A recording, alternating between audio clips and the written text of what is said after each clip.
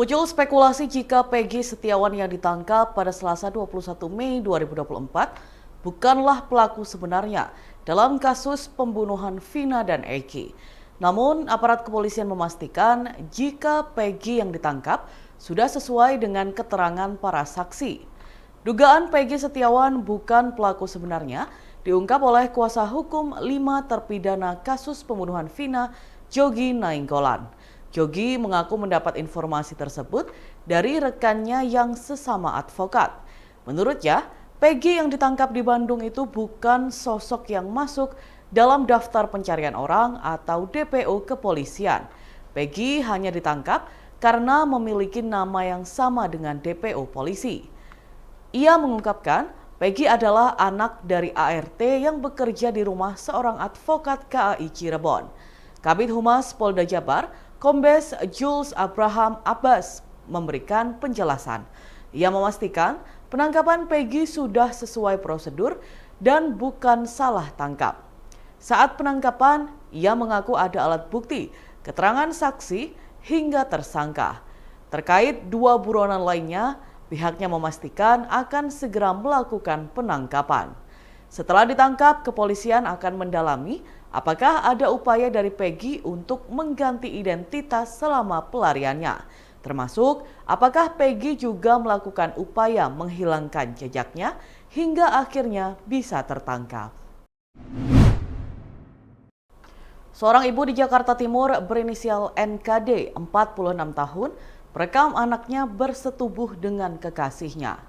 NKD mengaku merekam anaknya menggunakan ponsel untuk kepuasan pribadi. Selain itu, NKD yang berstatus janda rupanya memendam perasaan dengan pacar anaknya berinisial HR 16 tahun. Dikutip dari tribunnews.com, NKD tega merekam hubungan seksual antara anaknya dengan sang kekasih di Jakarta Timur. Setelah berhubungan badan, NKD malah meminta anaknya untuk menggugurkan kandungan. Bermodalkan uang 2 juta rupiah, ia meminta N atau Nyai untuk membantunya menggugurkan kandungan sang anak. Kapolres Metro Jakarta Barat, Kombes Nicholas Ari Lilipali mengatakan alasan NKD merekam anaknya yang berinisial RH 16 tahun adalah untuk kepuasan diri. Bahkan NKD tertarik dengan pacar anaknya. Diketahui pelaku sudah bercerai dengan suaminya. NKD merekam putrinya sendiri saat sedang disetubuhi pacar di sebuah indekos di Kota Bekasi, Jawa Barat. Saat RH hamil, NKD menyuruh sang putri untuk aborsi. Kepada polisi, NKD mengatakan hal itu dilakukan karena kepuasan pribadi dan eksploitasi ekonomi terhadap sang buah hati.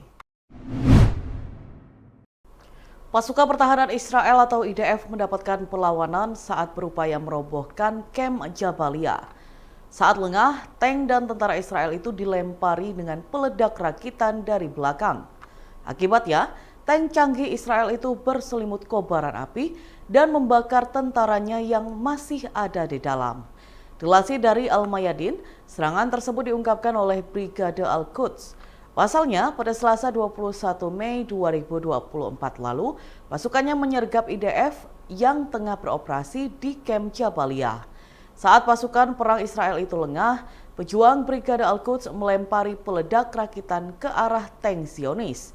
Serangan itu pun diklaim tepat sasaran dan mengakibatkan tank serta tentara yang ada di dalamnya diselimuti kobaran api. Diketahui IDF kembali menargetkan kamp Jabalia dalam beberapa waktu belakang. Media lokal juga melaporkan 4 warga Palestina terluka akibat peluru Israel di kamp tersebut. Bulldozer Israel secara sengaja terus menghancurkan infrastruktur Jenin, terutama di jalan-jalan serta di seluruh lingkungan pemukiman. Pasca disahkannya Undang-Undang Desa Nomor 3 Tahun 2024, sebanyak 129 kepala desa di Situbondo masa jabatannya ditambah 2 tahun. Untuk menguatkan masa perpanjangan jabatan para kades itu, Bupati Situbondo akhirnya melantik ratusan kades yang tersebar di 17 kecamatan tersebut. Sebanyak 112 kades yang seharusnya masa tugasnya berakhir di Desember 2025 diperpanjang hingga tahun 2027. Dari 129 kades yang dilantik, 3 kades tidak dilantik karena terlibat kasus korupsi dana desa dan kriminal. 3 kades itu yakni Kades Sumber Anyar Kecamatan Melandengan, Kades Pelean Kecamatan Panarukan, dan Kades Kayumas Kecamatan Arjasa. Kepala Dinas Pemberdayaan Masyarakat dan Desa atau DPMD Kabupaten Situbondo, Suryatno mengatakan pelantikan ini untuk menyesuaikan undang-undang yang baru, yaitu Undang-Undang Nomor 3 Tahun 2024. Untuk kades yang masih ada proses hukum tidak diperpanjang, pihaknya masih menunggu hasil putusan pengadilan. Ratusan kades yang dilantik ini terbagi dalam 2 periode. Periode pertama, masa jabatannya akan berakhir pada 30 Desember 2025. Akan tetapi dengan adanya perpanjangan 2 tahun ini, menjadi berakhir 30 Desember 2027. Sedangkan untuk periode kedua, kepala desa yang masa jabatannya berakhir tanggal 30 Desember 2028 diperpanjang 2 tahun menjadi 30 Desember 2030. Sementara itu, Ketua Asosiasi Pemerintah Desa atau APDESI Situbondo, Juharto mengatakan pihaknya bersyukur kepada Tuhan berkat perjuangan teman-teman kepala desa se-Indonesia, masa jabatan berhasil menjadi 8 tahun. Dengan adanya perpanjangan ini, pihaknya berharap semuanya dilancarkan dan kepala desa semakin amanah. Kepala desa diharapkan dapat membangun desanya sesuai dengan harapan para warga agar semakin baik dan bagus.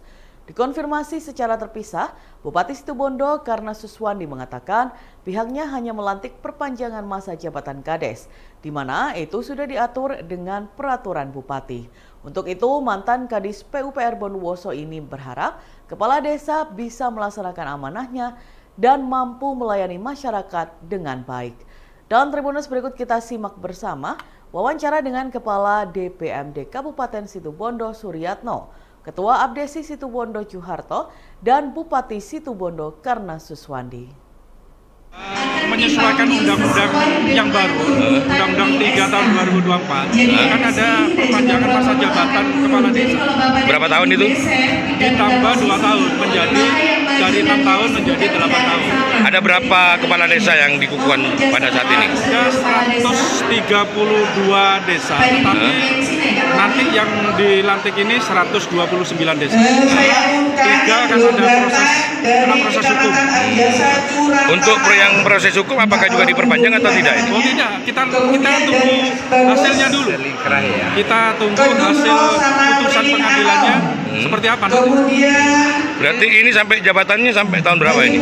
Kita kan ada 2 periodisasi. Periode yang pertama itu berakhir 30 Desember 2025. Itu nanti diperpanjang 2 tahun akan menjadi berakhir 30 Desember 2027. Kemudian periode yang kedua 30 Desember 2028 nanti diperpanjang 2 tahun menjadi Desember 2030. Persyaratan untuk perpanjang apa saja Pak yang dipersiapkan oleh kepala desa ini? Gimana? Persiapan apa saja yang dipersiapkan untuk kepala desa yang dapat perpanjangan ini? Yang jelas ada ketentuan-ketentuan yang undang-undang baru itu berubah, utamanya mengenai wewenang kepala desa. Jadi nanti teman-teman bisa lihat di Undang-Undang 3 2024 itu di pasal 26. Pak, ini pelaksanaan undang-undang yang baru ya? Pelaksanaan undang-undang yang baru. Itu baru ya. Pertama, saya bersyukur kepada Allah Subhanahu wa Ta'ala yang mana perjuangan teman-teman kepala desa se-Indonesia berhasil menjadi 2x8 ya. Itu yang pertama. Yang kedua, mudah-mudahan dengan perpanjangan 2 tahun ini masa jabatan ini mudah-mudahan menjadikan barokah. Yang ketiga, semoga para bapak dan kepala desa itu menjadi amanah karena kita melaksanakan pemerintahan, pembangunan, kemasyarakatan dan pemberdayaan kemasyarakatan. Itulah tugas kami kepala desa. Pak, menurut Bapak yang paling krusial apa yang harus dilakukan ketika ada 2 tahun perpanjangan ini, Pak? Ya, yang pertama bagaimana membangun desa itu lebih maksimal lagi. Karena kita diharapkan oleh warga kita khususnya di Kabupaten Situbondo, bagaimana berkiprah kita membangun dari desa. Sehingga kalau desanya semuanya bagus, kabupatennya kami yakin bagus. 8 tahun ini sudah ideal atau gimana Bapak? Kalau kami kan mengikuti apapun yang diputuskan oleh pemerintah, regulasinya sudah jelas, ya kami mengikuti. Yang penting Sudah bagaimana dirasa cukup 8 bagaimana tahun? kita mengoptimalkan aja kinerja kita dari pemerintahan, pembangunan ke masyarakat dan masyarakat itu. Tadi ada yang dilantik yang hanya habis masa jabatannya, tapi Situbondo bisa gitu. Ya, karena kita melantik perpanjangannya. Dan itu sudah diatur di dalam peraturan bupati ya.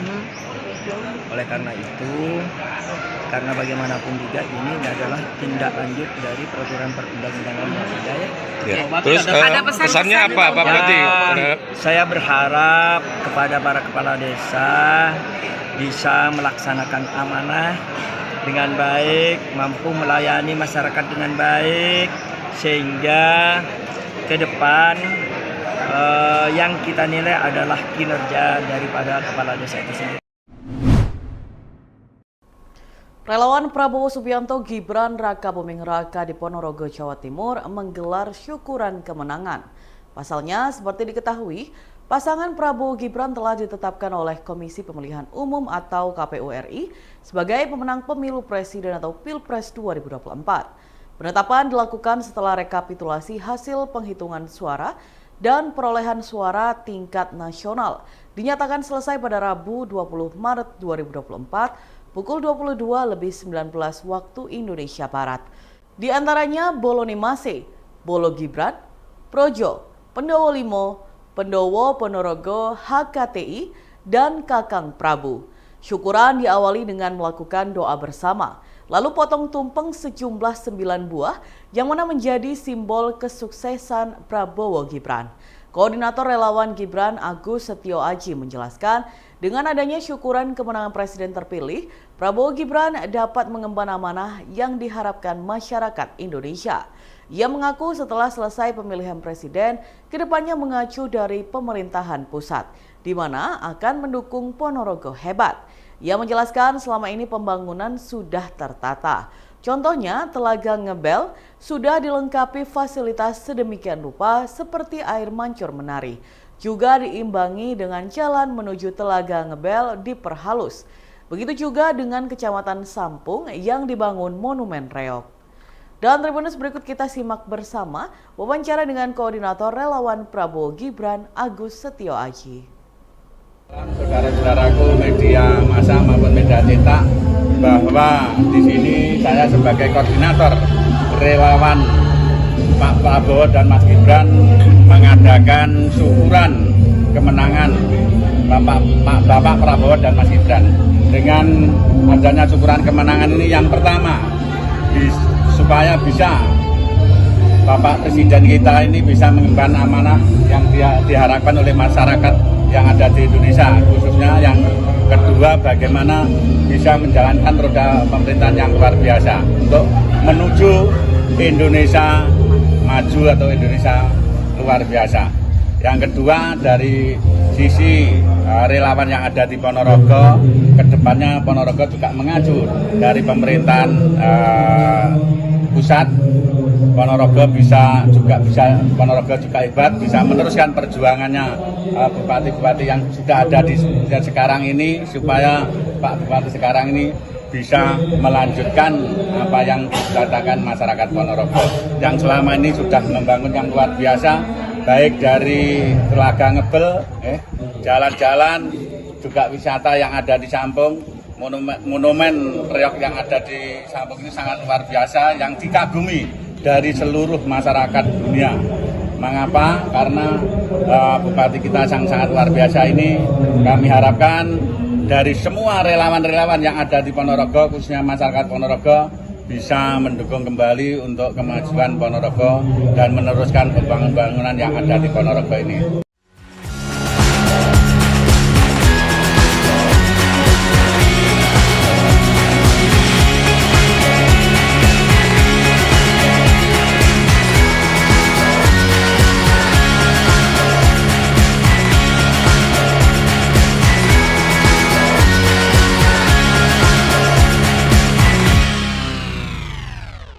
Download Tribun X sekarang, menghadirkan lokal menjadi Indonesia.